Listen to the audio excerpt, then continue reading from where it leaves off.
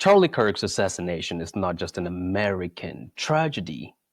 It's a warning to Canadians, and I'll tell you the reason why I say so. Click away yet, just hold on there for me for a moment. Charlie Kirk is dead. He was shot by an assassin while speaking at Utah Valley University just yesterday. Not in a car accident, not old age. A bullet was fired from a rooftop. When we think about political assassinations, we think about it in light of history, like in the case of Martin Luther King Jr. or in the case of Robert Kennedy. But today it's Charlie Kirk. I know this is an American story and I'm Canadian, and you might be wondering why I'm getting into this kind of story. Because for us Canadians, we are tempted to lean back and say, that's America. They have too many guns, too much extremism. But here we are too nice for such to happen here. But are we really? Or is it just a myth we've told ourselves while ignoring what's been happening right under our nose here for a very long time?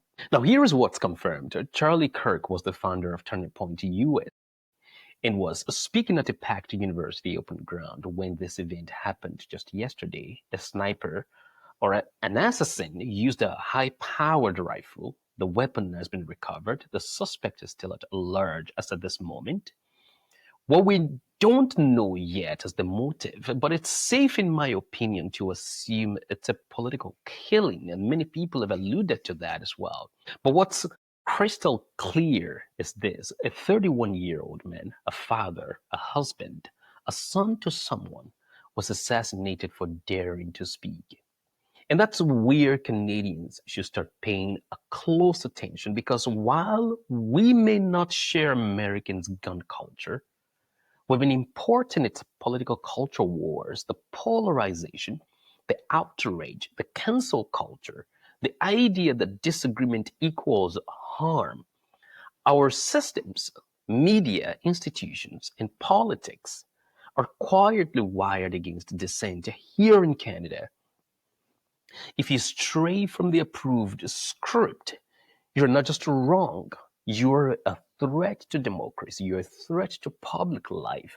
Because a camp in our society now thinks that they hold the plumb line of truth, the sole arbiters of what can be said or not said in society anymore. And once you believe you alone hold truth, it's a very few steps away for you to start declaring everyone else in society a danger. And here in Canada, we've already seen such things, softer versions of that, where dissenters deserve layoffs, they deserve ostracism, they deserve to be silenced. To a Canadian killer in this case, the logic is simple. They deserve a slow death in the sense of ostracism, in the sense of being deplatformed, being silenced in society, and being laid off from their work. One thing about Charlie Kirk that matters here is that he was a man of faith. He openly spoke about his Christian beliefs. He believed in God, in family, in country, and all of that was rooted in faith for him. And maybe that's part of why he was such a lightning rod, because faith is actually subversive in a culture that worships rage.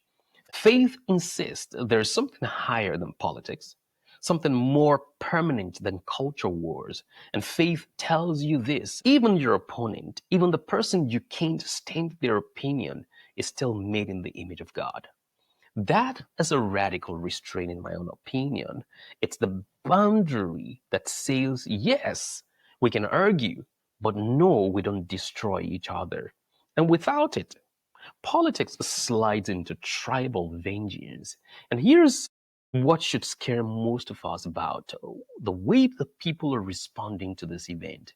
Because instead of a universal outrage, there are many Canadians and Americans online who are saying, well, Charlie Kirk well deserved this. And think about that for a second. A young dad is murdered in front of students for giving a speech and for engaging in open debate.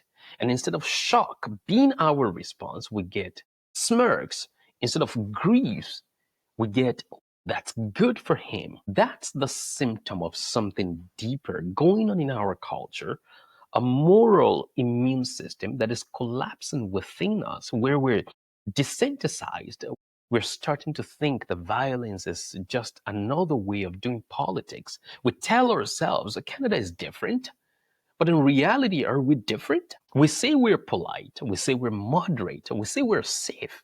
But look closely, our politics are boiling too. You take, for instance, the convoy protest of 2021. You take Trudeau's hatred that we saw over the past decade. You take Poilievre's hatred that we see even of late, or immigration fights and cancel culture battles that we see going on in our society today.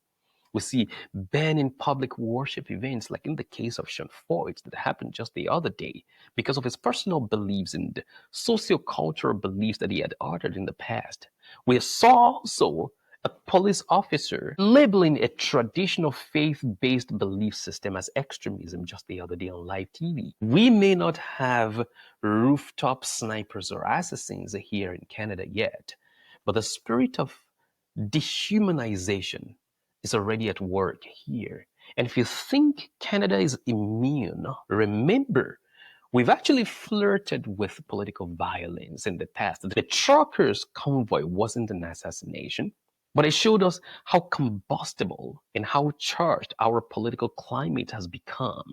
In fact, 4 years later, right now, the justice system, the executive arm of government, are still trying the leaders of the convoy protest like criminals in our courts. The difference between online deplatforming and physical targeting is only a matter of escalation, actually. Once the cultural logic says dissent equals danger, it's just a question of how far someone is willing to go with that sense of danger that they've really nursed in their mind. America has lived through this kind of era before, during the assassinations of the 1960s, which each one of those assassinations shook their country, shook their democracy. And Canada isn't immune against such either. We've seen our own political violence in the past. Pierre Laporte, killed during the October crisis in the 70s, the Parliament Hill attack in 2014, those are classic examples here in Canada. We don't like to remember those moments because they puncture our self-image, our self-pride as the world's polite neighbor of the Americans. But history says otherwise. Political violence is not just an American thing. It's a human thing. And humans live here in Canada as well. So what do we do with these moments as Canadians? Canadians can't just shake our heads and walk away and tag this an American chaos. We need to look in the mirror because our systems, our media, our universities, even our law are sliding into the same trap where disagreement equals hate speech, dissent equals violence, and democracy can't survive actually without dissent. To think about it, without disagreement, the fabric of society cannot hold together. Without voices of dissent, we can't stand. Silencing them doesn't make a country safer. It actually makes it a lot more brittle to the point of falling apart into pieces. If you want a resilient country, we need wisdom in debate. We need wisdom, especially when we disagree. We need true diversity in Canada, not the cosmetic diversity of skin tones or slogans that we love to talk about, but the real diversity of ideas.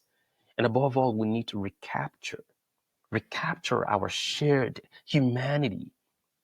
And I think that's where faith still matters as a nation, even in a secular nation like Canada, because faith is the only worldview that teaches humility, in my opinion. You don't have all the answers it tells you. You don't hold the plumb line of truth, but faith teaches you that your opponent, no matter how wrong you think they are, is not disposable. And that reminds me again of the words of Jesus that says, "You hypocrites," it says, first, you need to take the log out of your own eye, and then you will see clearly to take the speck out of your brother's eye. Charlie Kirk lived and spoke out of that conviction. That didn't make him a perfect guy. I'm not trying to label him as one. but it made him human. And that humanity is what's missing in our public discourse and in our public squares right now. Charlie Kirk's assassination is not just another American tragedy, it's also a Canadian warning. If bullets can become punctuation marks in the United States, don't think that Canada is exempt. The real danger isn't just the sniper or the assassin on the rooftop. It's the culture that cheers him on, the culture that shrugs and says, good, he deserves it. That culture is already alive here in Canada. So the question for us is a simple one. Are we going to learn from this moment, or we're going to wait until violence explodes on our own soil? Because if we keep confusing disagreement with hate, if we keep treating dissenters as enemies, then it's only a matter of time before our debate will end not with words, but with bullets. My condolence goes to the family of Charlie Kirk, to his wife and his 2 kids, and I pray his soul rest in peace. And may the world know many more Charlie Kirks. And I pray peace upon our lands, peace upon our countries. See you soon.